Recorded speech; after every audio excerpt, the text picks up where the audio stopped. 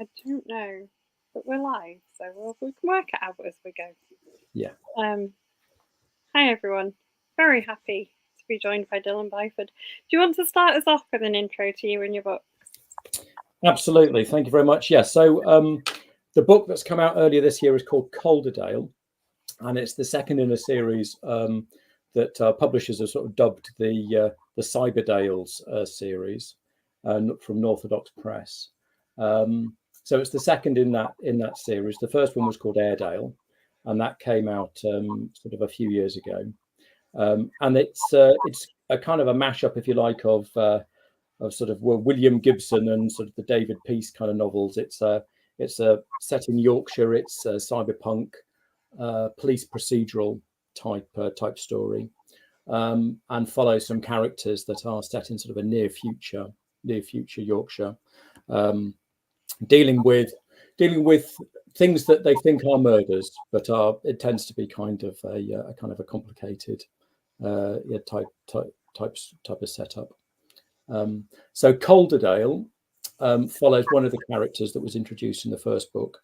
It follows a character called Carrie Tarmel, and she's a forensic analyst, and she's been phoned up in the middle of the night by somebody who says that they are about to be murdered, and she sort of sends them across to the people who should be dealing with that, because she deals with forensics. She doesn't deal with emergency situations, and finds out as she gets seconded to that unit that actually somebody ended up being reported as missing, and then she has sort of a sinking feeling in her sort of stomach, and then ends up following it up and goes to a sort of a refuse yard, recycling yard, where somebody's been reported as missing, and finds various clues and other bits and pieces. I don't want to give it too much away, and it sort of carries on from there. So she gets sort of drawn into this mystery about this person who either did or maybe didn't exist, and there is sort of a series of sort of body parts start turning up over the locale around that sort of near future West Yorkshire, and she sort of gets drawn into this international conspiracy that involves sort of companies from across the world and sort of people smuggling body parts through places like sort of through China, around sort of Nigeria and things like that. So sort of an international kind of conspiracy type situation. Great intro. I thought I'd start off by asking you to describe what you think cyberpunk is, just because there might be people in the group who don't know. That's a very good question. I mean, there's probably quite a lot of sort of PhDs written on what it is and isn't. But I mean, essentially, it is a genre of science fiction that's set in the near future that has sort of, it sort of takes a lot of themes from films like Blade Runner, and I mean, The Matrix probably falls into that category. Maybe it doesn't. But there is a certain element of sort of dystopia to it. There's always a lot of rain and neon lights, and tends to be a certain amount of sort of gang action and very unhappy people working in the police and that kind of thing. So yeah, if you watch things like Blade Runner and such like, it would be in that kind of area. So I quite like that setting, and taking a police procedural sort of plot and sort of putting it into that kind of setting, I thought was quite interesting. So apart from the movie, your own book, and the movies that you've mentioned, what's your favourite cyberpunk novel? It has to be Neuromancer by William Gibson. I mean, that was sort of kicked it all off, and that had a real sort of kind of connection through to Japan, and that sort of that Japanese sort of 1980s kind of style with the neon and the sort of the early days of digital tech and hackers and things like that. I do enjoy some of the Neil Stevenson books as well, which is sort of covered across all sorts of different sort of time periods a little bit, but he has quite a lot of those kind of near future ones as well. It's a bit weird getting your head around a near future Keithley, though. It is, but it's great fun writing it, because you kind of Well, I mean, it kind of references the past a little bit as well. So I was quite interested in the idea of a post-industrial slump. So you're playing around with the idea of sort of West Yorkshire and the Pennines going through that post-industrial slump when cotton mills and things like that kind of closed. And there were these sort of big cities, big bustling cities that sort of gradually lost their population and sort of declined to some extent. And sort of, got kind of sort of grim as a result of that kind of after that sort of apex, that peak in the industrial age. And I wanted to play around with that idea in the books in Airedale. Started off in Airedale and carried it forward into Calderdale, which was the setting is this part of the world. There's a big sort of industrial sort of city cutting across from Manchester through to Leeds, but the industry was meat growing, meat growing. And that there was something particular in the water, if you like, in Airedale, and something particularly in the water in these old mill towns that allowed sort of vat-grown meat to be, some of the best in the world. And it was the place grew huge and grew rich on the back of that. And then other parts of the world took that industry, and this part of sort of West Yorkshire just collapsed as a result, and has sort of entered that kind of post-industrial kind of slump again.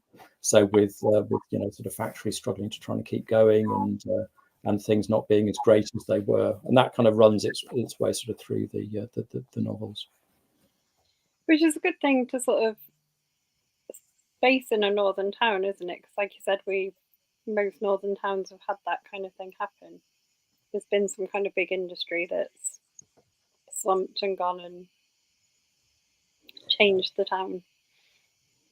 Yes, yeah, and you can see that across a whole load of sort of towns in West Yorkshire and Pennines and across to. I mean, it's part of the history. It's our heritage, really, is kind of going back to that. And I was just interested in exploring that. I think there's a lot of really, really good, police sort of procedural sort of thrillers that sort of play on that as well. I think there is, particularly in Scotland, I think there's a lot of the Scottish writers make use of that kind of landscape as well. I guess the joy of a near future thriller, though, is you don't have to get the police procedure completely right. Yes, you can make it up a little bit.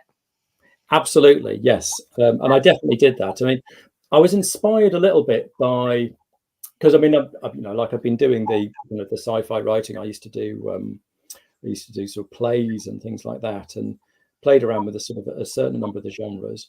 But I really got into the idea of writing that police procedural after I attended as a jury member down in Bradford, and I heard how the analysts were particularly working with mobile phone data, and how they kind of made use of that and started to bring that mobile phone data and the analysis of that into their work and into bringing criminals to justice.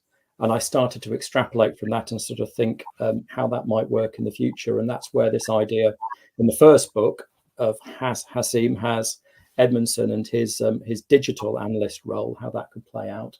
And then sort of extended it to the kind of forensic analyst. So Carrie, for example, has got a whole sort of plethora of near future tech that she uses to trace sort of odor trails and sort of do instantaneous DNA analysis that she can sort of just plug into the meat, and then it will come back with a DNA reading.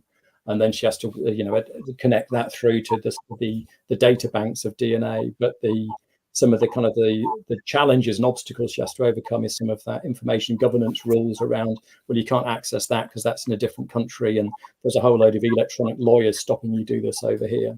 So there's some of that kind of bureaucracy that she's always sort of fighting in and having to kind of go around the houses a little bit, which is one of those kind of tropes in a good police procedural, is that you always have to go around the houses a bit.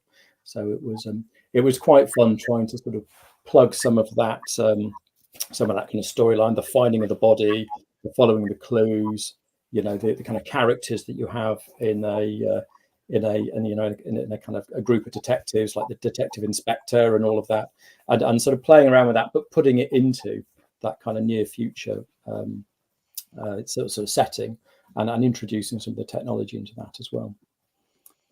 Yeah, so there's a example in Calderdale where there is an interrogation of one of the prisoners, but the interrogation is essentially the two human characters just repeating the words that their artificial and their AI sort of earbuds are telling them to say as they kind of go through, and they sort of have to sort of step out of the room a little bit just to kind of make sense of what it is that they're doing there. It must be, it's kind of good when you can get away with getting instant DNA analysis and stuff as well.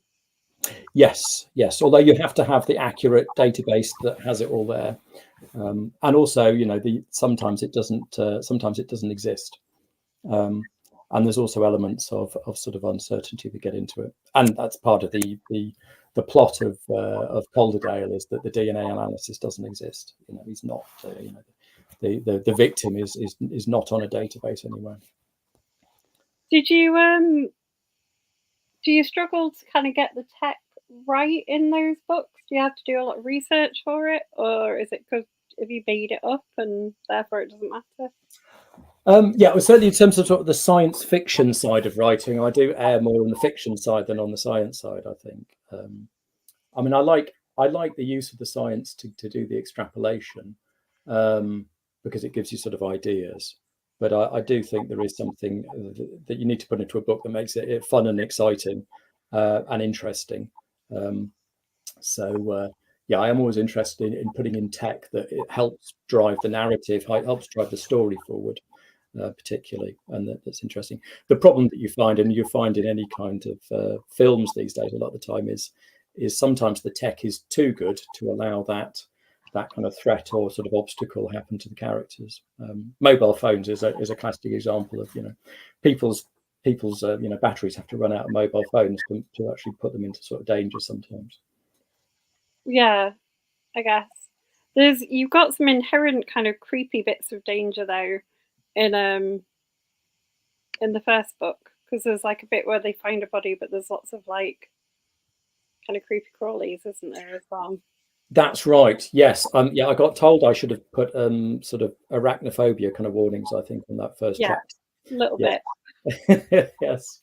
So yes, there is they break into well, they don't break into there is sort of the analysts get told about a body being identified from a drone that's crashed through the ceiling of an old abandoned warehouse, and that abandoned warehouse has sort of been decommissioned for many years, and they're trying to work out, you know, what it was that it had previously been used for, but had actually got in, and they were getting in to try and get to the body, and then sort of been advised that it used to be a silk spinning factory, and that was making use of genetically modified spiders in order to generate that silk. Then they thought it had been decommissioned and that all of that, you know, the spiders had been removed and it had all been sort of closed down and cleared out. But no, it turns out it wasn't. And yeah, they do find quite a few who are interested in the body. Yeah. Yeah, it was a little bit. I kind of like there's a bit about people flying as well, which was quite good. Yes, and that's the kind of the victim. So the victim in Airedale is sort of they get hit in midair. They have a sort of impact in midair, and as a result of them, they plummet through the roof of this warehouse. But they are the victim. She's a member of a flying club, which again, playing on the idea of sort of future technology, it's the idea that there is some material that has become so light and so strong that you would be able to use it as wing material for a human being. If the human being had, you know, strong enough muscles and was light enough generally, so sort of fairly wiry and very strong human beings could actually generate enough sort of lift through these wings in order to fly. And that's you know, she's part of these clubs that go up to the high dales and set off and sort of fly the length. Although it turns out that she's also been involved with some sort of protest movement around the sort of the political repression that's taken place in Airedale as well. and that sort of follows other sets of other leads that Has in that book, who's the lead in that book, Has Edmondson, follows up as well. So is your plan? So the next one's got a different lead. Is your plan to carry on writing books kind of in the series but with different leads? That is the plan for the third one. Yes. So if you like, the first book was quite focused on the idea of whether this was an accident, that this flyer that was sort of hit in midair, whether it was an accident or whether it was murder, and there was this sense that I don't want to give too much away, but there's that kind of question that kind of plays through the whole thing. And in the second book, we're sort of playing with the idea of sort of replacement sort of body parts as part of that sort of medical side of things, that healthcare sort of industry, but also asking those kind of questions about what it is that sort of makes identity, what it is that makes you, if you're actually sort of got all of these other sort of parts that are sort of sort of growing in various different parts of the world. And the last one I'm quite interested in exploring what has been kind of name dropped a little bit through the series, which is those you cannot speak of, which are essentially supposed to be the spies, espionage, and it's they're referred to as those you cannot speak of, or those you shouldn't even think about, just because of all the pervasive surveillance and the all pervasive algorithms that are sitting over the top of all of the communications and all of the kind of the drones and the kind of camera footage, is that they would immediately find you and sort of follow you. And that third book is going to be the main character is going to be Ibrahim, who is the detective inspector in the first book, and then sort of gets made sort of chief commissioner, if you like, in the second book. And he'll end up sort of going into the kind of political side of things, but getting dragged back into police work as a result of that. Yeah. So I need to pull my finger out and get cracking with that one. But yeah, with full-time job, family, and all that, it's quite busy. A bit tricky. Yeah. Laura said, "Do you think the rise in popularity of speculative fiction will mean cyberpunk could gain a bigger audience?" I hope so. Yeah, and there's a lot of interest in the speculative fiction side, and it's there's quite a lot sort of cutting across into lots of other kind of genres. I mean, I think it's quite strong in particularly in sort of television genre. So there's been a lot of interest in cyberpunk across, and particularly in computer games as well. So that genre is very much alive in those kind of areas. And it's sort of it's quite strong in the kind of sci-fi side of things, but I think it's kind of a niche sort of genre I've ended up writing in here. When I put the book through to Orthodox Press for Output Airedale submitted it, they were looking for a genre called sci-fi crime, and I thought, that's it, that's my genre, sci-fi crime. But actually, sort of since then, I'm not sure that there's many other books that sort of fall into that category. So it's quite difficult to kind of put it into kind of a marketing category, or put it into a kind of a kind of set of readers who are particularly interested in that area. It is a category that's growing. Yeah. I would agree with you. I was thinking that when Laura wrote that. Like, I'm from a nerdy background. Like, cyberpunk is a thing. Like, you think it started with things like Blade Runner. There's like loads of movies and TV shows. I mean, there was a really big video game recently, like literally the cyberpunk game, wasn't there? Yeah. My husband was only allowed to play that when I was out of the house because it actually caused people to have seizures. Oh, right. Oh, no. Yeah. I was like, you can play that, but I might die if I'm in the same room. But yeah, they're quite common. There's what am I thinking? In crime, there was this year's Theakston's Crime Novel of the Year award. Mm-hmm. It was won by Joe Callahan, who writes books about a detective duo where one's an AI. Oh, right. Yes. Yeah. That's kind of speculative crime. There's Sarah Moorhead writing really classy kind of near future thrillers. There's you. Yes. Yeah. So it's a growing genre. I'm sure there are other people as well that people in here would name, but here's a growing genre. Absolutely. Yes. yeah, and I need to read more broadly as well. Is that I do need to kind of read more, particularly more across that kind of police procedural thriller side of things. I kind of read quite broadly, but quite sort of shallowly across lots of different genres. But I do need to kind of depth more into that side of things, into particularly in that kind of crime side. How do you feel about reading things like that while you're writing it, though? Because some authors don't want to read anything that's kind of in the same thing that they want to write, if that makes sense. Yeah, I would love to. I think it's just that kind of given that amount of time. So I absolutely understand why people don't want to do it, because I think they'll be worried about sort of being influenced, or the writing style will kind of sort of drift into the kind of writing style that they're reading. But I think that's I'm quite relaxed about that. I don't mind doing that. I think I would like to read more. I would like to have a better sort of sense of the genre, just to make sure that I'm not, I guess, retracing steps that have already been sort of traced many times before, or doing something that is kind of fresh and new, and bringing something kind of new to it.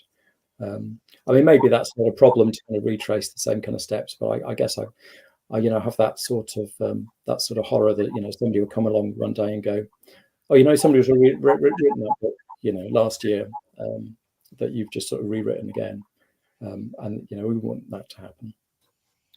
I've read quite a lot of crime, and I've not come across another cyberpunk novel set in like West Yorkshire. So you're all right.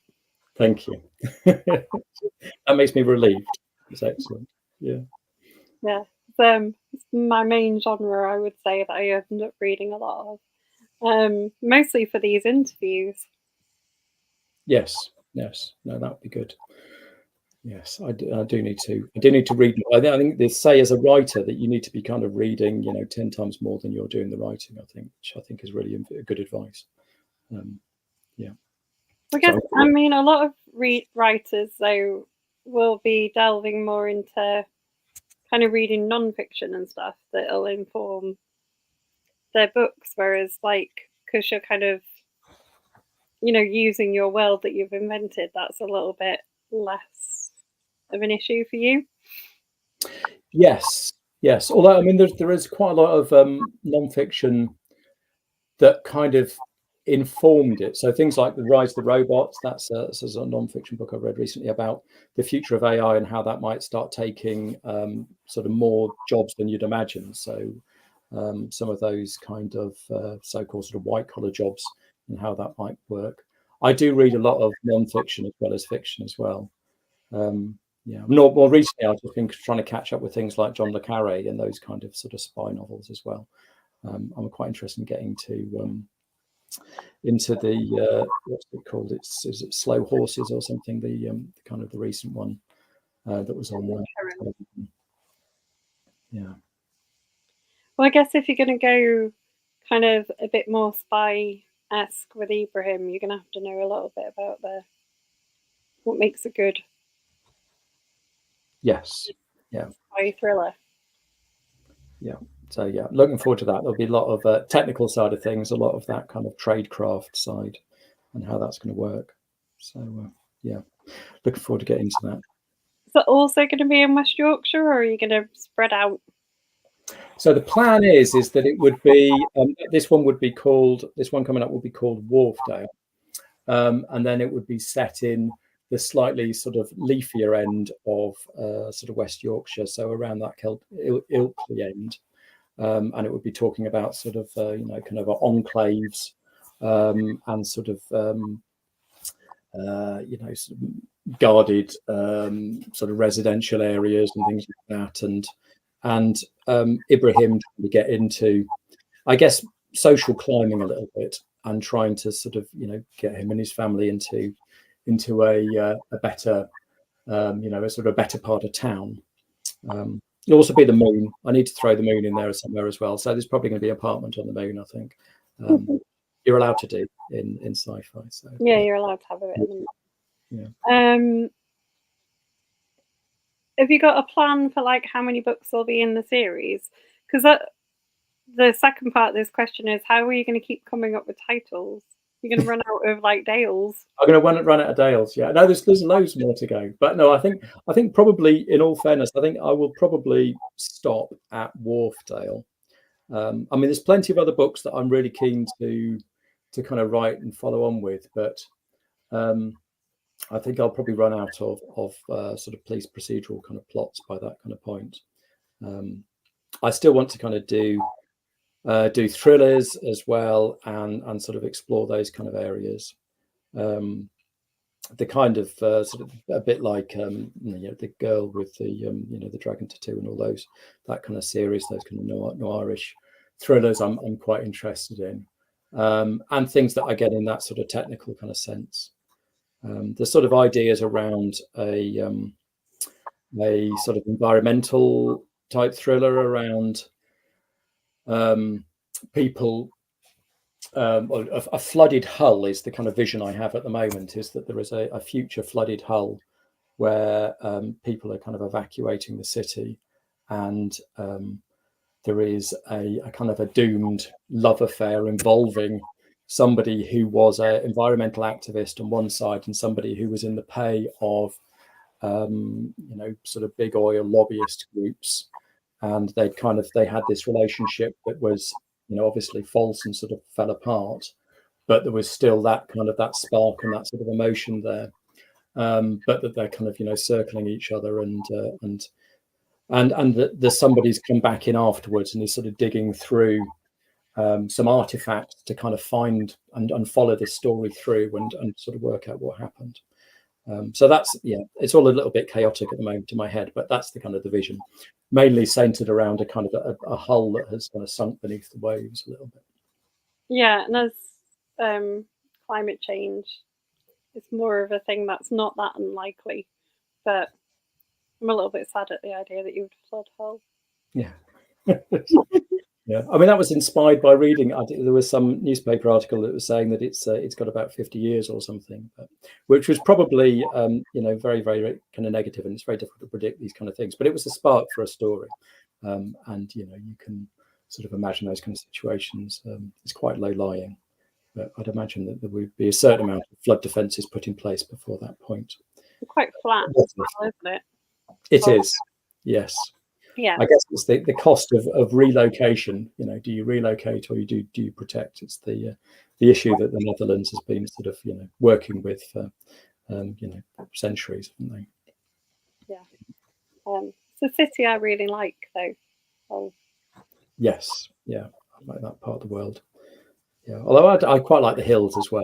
So yeah, I like living in amongst the dales. Yeah, it's been fun and exploring. Yeah, Laura said, do you say what's going on in the rest of the country, or just focus on your location? So I guess I made a conscious decision that I kind of wanted to keep it in the north, and that's almost a stylistic decision. So, I mean, I was born in Otley, and sort of grew up in Ilkley, and then I kind of moved sort of part of the rest of the country, but we kind of came back as a family. I went to high school in the Tyne Valley, Hexham. So I kind of know Northumberland and Newcastle really well, and relatives have lived in places like Edinburgh and Glasgow, and my father worked in sort of Newcastle and Durham, so I know those places quite well. And there's lots of relatives over across all of Yorkshire, and relatives across in Manchester and Liverpool. So I was kind of keen just to kind of make that the kind of playground, if you like, and not go too far south. And that's how I've kind of made the kind of locations work in Airedale. So Airedale, you start in kind of West Yorkshire, but they do end up going to Newcastle as well, sort of later on in the story. And then there's obviously sort of jumping across the Pennines to Manchester and back again. And similarly in Calderdale, there's sort of sections in Manchester. There's a big scene in Hartlepool and down the coast from Hartlepool. And then again in York as well.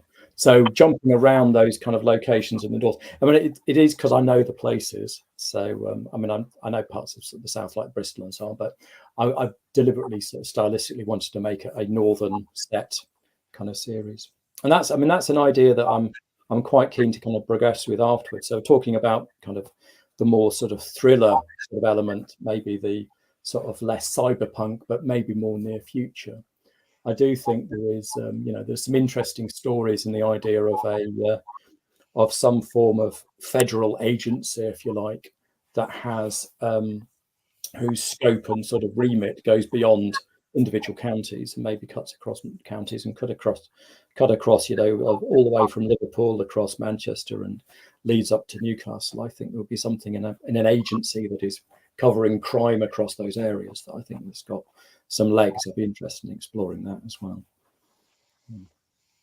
Yeah, I'm trying to think of someone who's got something that not near future, but Mike Craven's got kind of someone who works for a national sort of crime agency, but it tends to mostly be around Cumbria.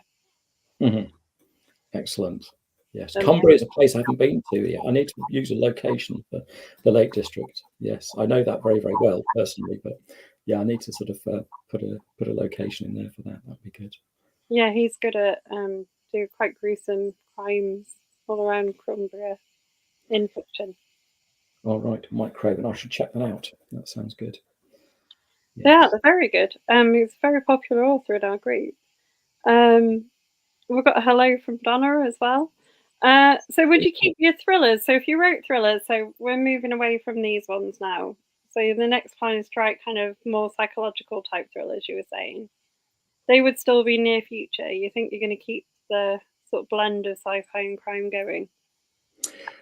Yeah, I think so. I quite like the tech, I think. So, I mean, that's the bit that was sort of seemed to flow more easily, I think, in Airedale was the kind of the digital analyst aspect, the idea of, you've got a sort of a big sea of data, and you've got some sort of analytical tools, and you're able to make use of those analytical tools to kind of hone down and filter out and get down to a small sort of number of potential suspects, and then you kind of just go into the kind of police work from there. I think that's an area that I find quite interesting. I'm obviously interested in sort of digital aspects of things like the interconnections of the internet and the kind of the data side and information side, and that's sort of partly sort of been part of the job that I've been involved with previously. So writing about that kind of comes a bit easier. I mean, I don't know anything about espionage beyond what I've read, so that's kind of that's just an area that I'd have to kind of explore. And I think the kind of climate change aspects are really less about the kind of interest in climate change, and more about the human impact. I think there is, and particularly the the kind of stories about. I think it was in London, wasn't it? There were members of the sort of members of the London police force who were kind of involved with the Met, who'd kind of got involved with green activists and so on for months or years, and had relationships and things like that. And it's that. I think that sort of is an interesting basis for a story. It was horrific, but an interesting basis for a story. Yeah. Donna, who's watching, said, "Wow, someone who that hasn't heard of Mike Craven." Yeah, so yeah, I mean, I feel like I've entered into this new world of crime very much with a kind of a sci-fi kind of sort of area of understanding. So it's very new for me, and I have to apologise here that I don't know more. But there's lots to read. Yeah, there is lots to read. Have you met other people who write sci-fi and crime, though? Have you talked to people like Sarah Moorhead and people like that who are doing that kind of? I need to. I haven't yet, but I do need to. I do need to, spend a bit more time doing things like this, really, because the kind of free time that I give myself to do the writing, I tend to focus a lot more on the writing than on the kind of the engagement and the getting out there and sort of meeting people. And the marketing, I am pretty terrible at the marketing. I feel quite difficult to kind of put myself out there and say, read my book. I feel quite reticent about that. But I should be doing that a lot more and spending some time on that. Yeah, it's not part of my sort of natural skill set, I think, but it would be, yeah. I need to reach out and connect with more people. Well, we could always network you into a few people. We know a few people in here. Donna said, if you do near future tech, does that mean you can make up cool stuff to help fight crime? You have, haven't you? You've got some really cool like modelling systems in the book and stuff. That's right. Yeah. So I've invented sort of apps. So there are sort of apps in there that sort of have sort of app sounding names, but what they kind of do is they almost do the job for you a little bit. So, but they do it in a kind of weird, slightly unpredictable way. So there is an app that will model the likely, kind of the likely sort of situation that has just occurred on the back of, and this was in Calderdale, on the back of the clues that are found in the house. So if you're going to walk into a room, the app will scan the room. It will see where the clothes have been discarded. It will see where sort of chairs are out of position. It will find some of that kind of data and information that you wouldn't normally look for, maybe as a human being, or maybe you'd have a sort of sixth sense for it. But it is able to sort of pull all of that information together and work through all the different rooms, and then run through sort of likely models as to what has happened in that room prior to leave it in that kind of state. And there's and it also looks for really the tiniest of clues. They're kind of like the forensic like clues of, tiny threads that you wouldn't normally see with the sort of the naked eye, and footprints and all the kind of fingerprints and stuff like that. And pulling that together into a kind of model, it will run through that sort of three-dimensional model for you, but with a number of different sort of options. So there is the likeliest model is somebody ran in a hurry and so banged open a cupboard and sort of pulled out clothes and sort of had stuffed the suitcase and ran out the door in a kind of sort of Sherlock kind of way. It's kind of drawing on all those tiny little clues, but it's the app that's doing it for you. But it's not giving you the kind of the answer. It's giving you the likeliest model, and then the next likeliest model, and the third likeliest model, and you have to kind of make some judgment calls on that. And also there was an app for sort of pulling together what the bodies look like as well, a three-dimensional body, so a forensic sort of model of the of sort of incisions and sort of bullet wounds and things like that, so people can kind of see that in a virtual world rather than on the rather than actually in the sort of the pathology sort of lab and such like. Yeah. So Donna said she's going to have to get the book, isn't she? Yeah. Oh, super. Thank you, Donna. Thank you. I would say that's a yes, Donna. Laura said Joe Callahan's character Aid Locke would probably like those apps added to their system. Yes, yeah, no, that'd be good. I mean, the difficulty is if you make them too good, then it makes it difficult for the character to do their job as well. So they always have to kind of, they have to sort of fail in some ways a little bit, but also kind of bring new sort of narrative drive to it as well. Yeah. I was going to say I'd gone to a festival and seen this conversation, and I didn't because we did it online in our book group. It was a recent one. We had some scientists who write crime on a panel, and they were saying that in one of the, I think in Joe Callahan's books, they were talking about using digital autopsies. And that's apparently like a technology that does exist. It's not really used beyond maybe like a bit of medical training to avoid, if like there's not enough bodies.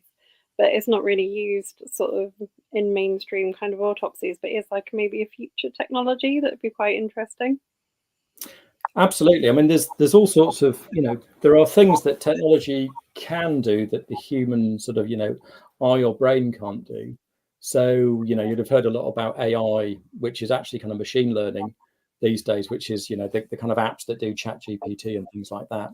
But if you're able to take a whole series of data, like let's take a whole set of bodies that have died because of they've all ingested arsenic or something.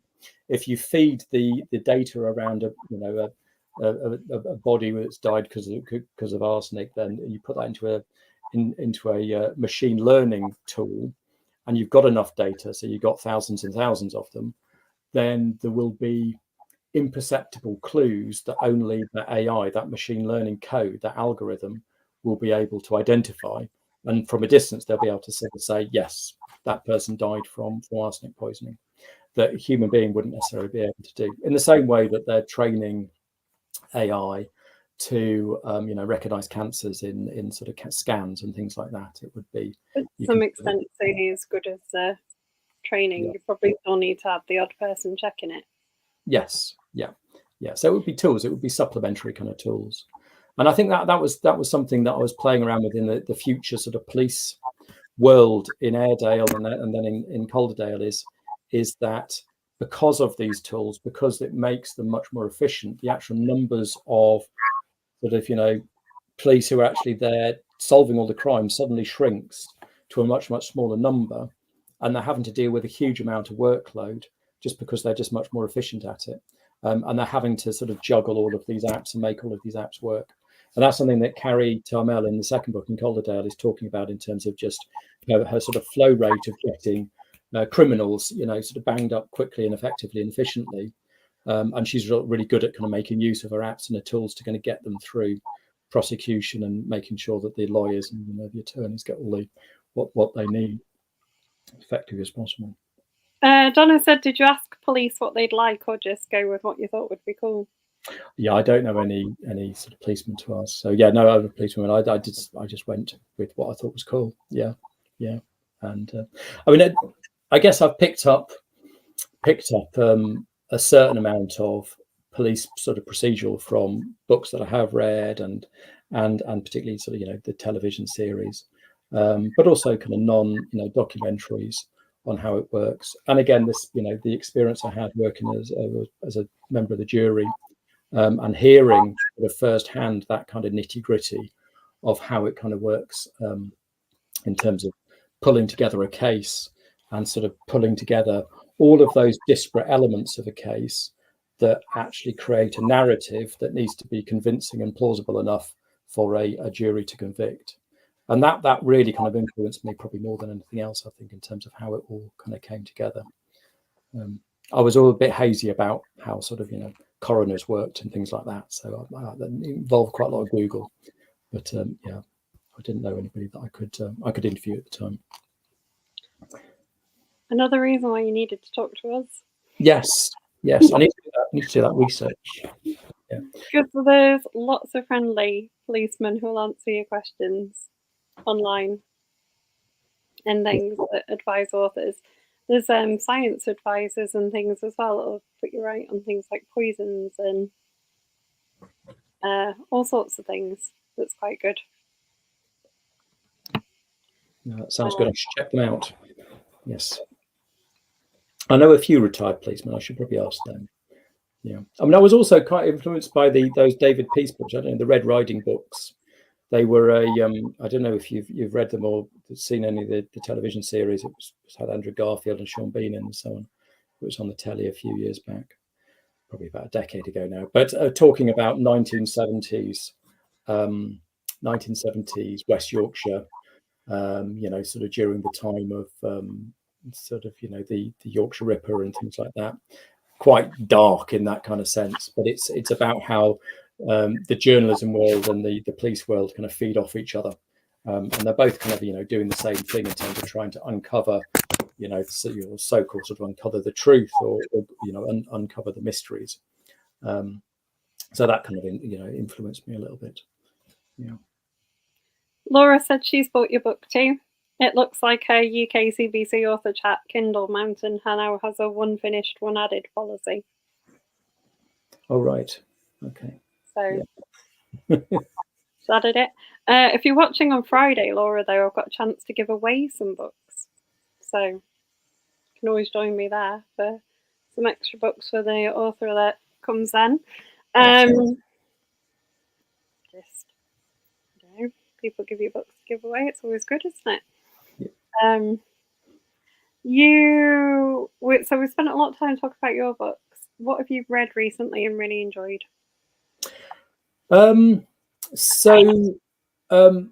the ones that I was sort of, I'd always watched the television series but never actually read the books, were the John le Carre books. And I really enjoyed Tinker Tailor Soldier Spy, Smiley's People. And yeah, I wasn't sure whether I was going to enjoy them or not, but I did in the end. And I think I enjoyed it because of the kind of, it was heavily plotted. So you really had to kind of concentrate quite hard and keep a whole set of names and information and all of that sort of multiplicity of who knows what when and what might they know and what might they pretending to be knowing and all of that kind of thing. So I think that was something that I really enjoyed. Yeah, appreciate it's quite old, but it was quite nice to kind of go back to something like that. Yeah, I'm trying to think of people I've interviewed recently who wrote kind of more modern spy stuff that might be kind of useful for you. There's a guy I talked to called Tom Fletcher who was like the ambassador to the Lebanon. He's got like some good thrillers. They might have some little hints and tips. Probably also a good guy to like link up to on Twitter or something as a help, because he's very friendly and nice. Excellent. Tom Fletcher. Yeah. Yeah. I should remember that. Yeah. Donna's suggesting David Jarvis as well. So yeah, we'll. There's definitely going to be lots of people. I've read a couple of spy things recently. I'm just trying to remember who they all were that were quite. You know, some people get it really accurately correct, don't they? And like some, it's just James Bond kind of level of spying. I'm going to guess you probably want a bit more kind of gritty and original, like realistic than out there. I think so. Yeah, I like those stories where you kind of feel like it's actually people doing the day job. I mean, there is something like, I don't know if you watched The Wire, but that the television series The Wire, where actually quite a lot of it is just kind of the slightly banal aspects of just doing a job and carrying out a routine, and trying to sort of make that routine something quite something quite interesting, I think, rather than it being too many sort of guns and car chases. There is something about just going around a house and gathering fingerprints that you can make very, very dramatic, I think, and make really interesting. Yeah. Well, that's why you get a lot of kind of forensic based crime fiction and stuff, don't you? People love like the sciencey, techie end of things. I think that's why there's an appeal or a re-appeal of like speculative fiction. Because I was thinking, when we were talking about it earlier, we had sort of Philip K. Dick, we've mentioned him with Blade Runner, but things like Minority Report were speculative crime before we were talking about speculative crime, really. We just kind of sort of come into a point where we want that again. Yes, and actually, I mean, it's a good point. Philip K. Dick is, he's got a kind of whole range of his books have got quite a lot of kind of detective-y kind of work as well as that kind of journalist type work as well. So he really does like playing around with that concept of what is the story? Is the story true? And all of the the kind of the uncovering the mystery sort of aspect. Yeah, no, that's a good call. Yeah, no, I enjoyed Philip K. Dick books. Yeah. Yeah, I think he's my favorite sci-fi author. Yeah. Oh, older classic sci-fi author maybe. I don't know what my modern favorite is, but yes, I mean, I like. I mean, it's not so modern now, but I do love Ian Banks as well. So that's that sort of more space opera kind of sci-fi. But they're always good. They've got good characters. I think I like to put a few good characters in. Well, I think that's a key to a lot of fiction, isn't it? I think people will go with like you buy into Airedale and Calderdale because of the characters. So even when things are a little bit like take you a while for you to work your mind around, especially me because I know like the areas that you're talking about. It took me a while to work my mind around a futuristic version of those places. But you were going with the characters. Well, that's great to hear. Thank you for that. No, it's good. It's I really did try to make them kind of come alive a bit. I quite like to make it funny as well. So hopefully it was it got a few chuckles because I do think they are supposed to be quite funny characters. that are they're quite miserable in the sense they're quite kind of they take take life head on, and they're a bit sort of snappy. But I think they're they are quite fun characters, I think, to be sat on the shoulder of and to kind of to go around with.